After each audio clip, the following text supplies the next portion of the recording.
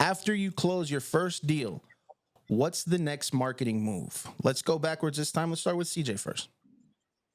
Yeah, I don't think there is a next marketing move, quite frankly. I think part of the problem when people get their first check or they close their first deal, they're immediately looking to go buy more leads, to go buy more data, to go try to do this and do that. I think sometimes you got to understand, you got to double down on the process that got you there in the first place, right? How do you get better at your sales skills? What information can you go buy that's non-marketing related? But if you take the same 1,000 leads, if you're better at sales, you're going to convert more leads based on those contacts. So I'm not going to spend that money on marketing. I'm going to spend that on systems, processes, and sales training. Okay. With 20 seconds. Okay, somebody's getting used to this. Let's jump over to Leon. Like CJ said, I'm doubling down and even tripling down on what got me that first deal. I all too often see real estate investors, when they get into this business, they start chasing shiny objects, and it can be the detriment and is the detriment to most. So I'm doubling down on what got me that first deal, continuing to master that craft before I bring on anything else. And if I am making a next move, it's to mentorship, it's to leadership. I'm looking at hiring a coach to continue to guide me, seeking wise counsel to continue to grow my business, not chasing shiny objects. I'm doubling down. Okay. RJ Bates, your opinion. I thought there for a second Leon was going to steal my answer. But the first thing that you do is you go get the freshest set of clothes. You're going to go get a haircut, okay? You're going to go rent a Lambo for the weekend, okay? You're then going to go into your DMs on your IG. You're going to buy 25,000 fake followers and start out your guru program, okay? That's the first step right after you close your first deal. No, I agree with CJ and Leon. I think, you just double down on what got you there in the first place. Keep it simple. Don't fall in the shiny object syndrome, because to Leon's point, that's probably newer investors' biggest issues, is that they hear all of us say, well, this is what I'm doing to succeed, and this is what marketing platform I'm using, and you just go from system to system, never finding any success, and you just waste all of the money that you just made. So just double down on what got you there. All right.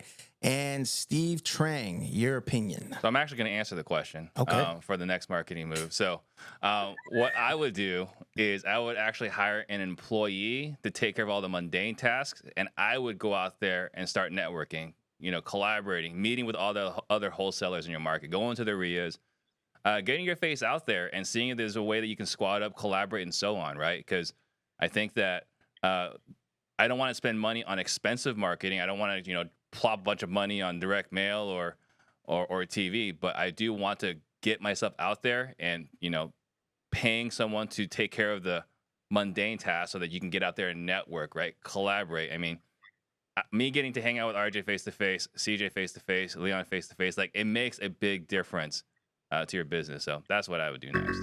All right. Gentlemen, the floor is open to build on each other's points. Anybody say anything they didn't like?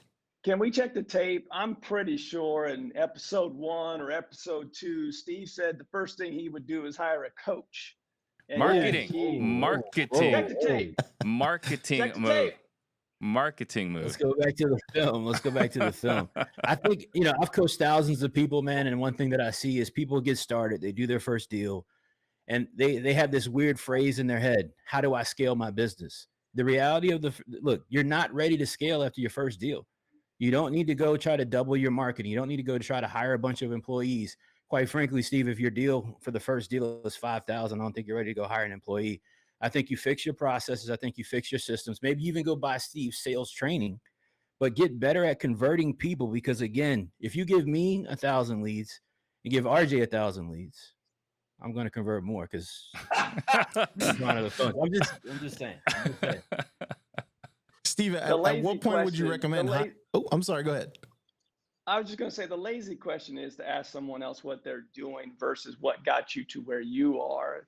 The better question is, what should I be doing after I got this first deal? Because you may not have enough funds there to go out and hire someone, which again, that last I checked, Steve, hiring a person isn't a marketing move, but that's gives you time to go marketing.